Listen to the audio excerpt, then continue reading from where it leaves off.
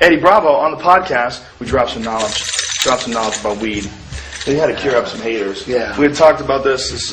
Unfortunately, Eddie's got some haters online, and people make some unfortunate statements, and one of those statements was made about him being a bad role model because he says that marijuana enhanced his life, and marijuana helped his jiu-jitsu, and marijuana helps his music and his creativity.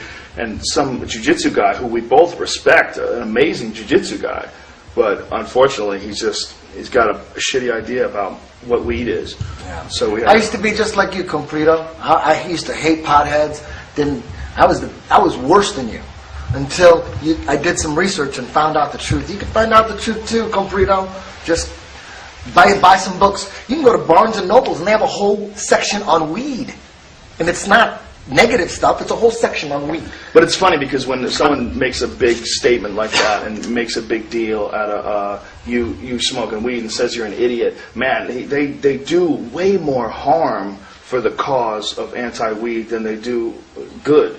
You know, because in calling you an idiot, all it does is make them look silly and irrational, and then it gives you an opportunity to defend yourself, and then when you defend yourself, fucking facts start flying out, and information and emotional testimony where you're talking about and you're praising the positive effect. It's way more advertisement for weed. Every time someone steps up and says something shitty about weed, the backlash is way bigger now than it's ever been before. The weed movement actually needs people like Comprito to call us idiots, because then we bring out the facts, and then the people that are on the fence about weed, a good portion of them, when presented with the correct facts, they'll go, oh shit, they'll jump over. People way on the other side of the fence, we're never going to get those guys. Not right now.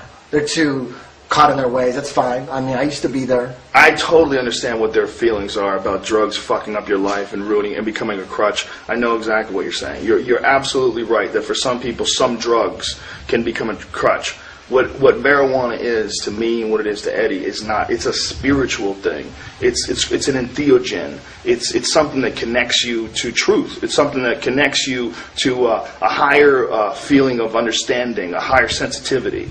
And I refuse to accept the fact that that's bad for you. I think if used and harnessed correctly, it's most certainly good for you, and that if people learned about how good it is for you, it can enhance their life, including cops, man, including all these people that think it's bad and they think people should go to jail for it. It can enhance your life too, man. There's a lot of shit that people should go to jail for. You're right. There's a lot of drugs that are terrible for you. You're fucking right. There's a lot of drugs that if you sell them, you're a piece of shit and you should be removed from society. I agree with you. But pot's not one of them, man. You're throwing it in there for all the wrong reasons. And if you look at it correctly, you realize that this is something that makes people happy. And it's nature. And it's put here on Earth. People have had a symbiotic relationship with this plant for 10,000 fucking years. And the only reason we keep talking about it is because we can get thrown in jail for it. Even though the state says it's legal, the feds, the DEA, they think they could just come in and just ignore state law and just put people in jail. That's why I'm talking about it all the time. I'm trying to do my part in the legalization process. To open people's eyes. Once it's totally, completely legal and everyone's cool with it, and I'm not going to really talk about it no more. There's really no need. Everyone's going to know. It'll be knowledge. It'll be something that's commonly understood instead of right now it's commonly misunderstood. That's the end of our marijuana program. 10thplanetjj.com, bitches. Represent. Shh. I thought the same thing. I didn't start smoking pot until about 5 years ago. I thought pot made you stupid. I bought into it just as much as anybody did. I realized when I was like 30 years old that I was tricked. I was like, you gotta be fucking kidding me. People say, well, you can abuse marijuana. Well, shit, you can abuse cheeseburgers too. You don't go around closing Burger King because you can abuse something. I can take a fucking fork and jam it in my eyeballs. That mean forks should be illegal? I could jump off a bridge. Should we outlaw bridges? Let's nerf the world. Spokesmen for giant special interest groups, whether those special interest groups be law enforcement, or whether they're private prisons, or whether they're pharmaceutical companies, or whether they're oil companies. We have spokesmen for gigantic corporations that are trying to calm us and get us to press the right button in the voting booth. It's real simple. You put your loafers on, you put your black socks on, you get in your car, you have your briefcase, you say hi to your neighbors, he mows his lawn just like you do, and things keep moving along in the same direction they always have been.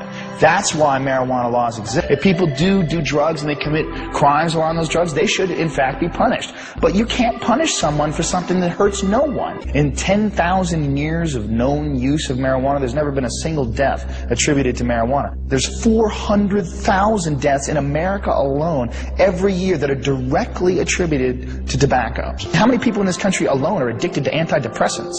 How many people who are on antidepressants really have imbalances, and how many of them just got off of a bad relationship and they're depressed?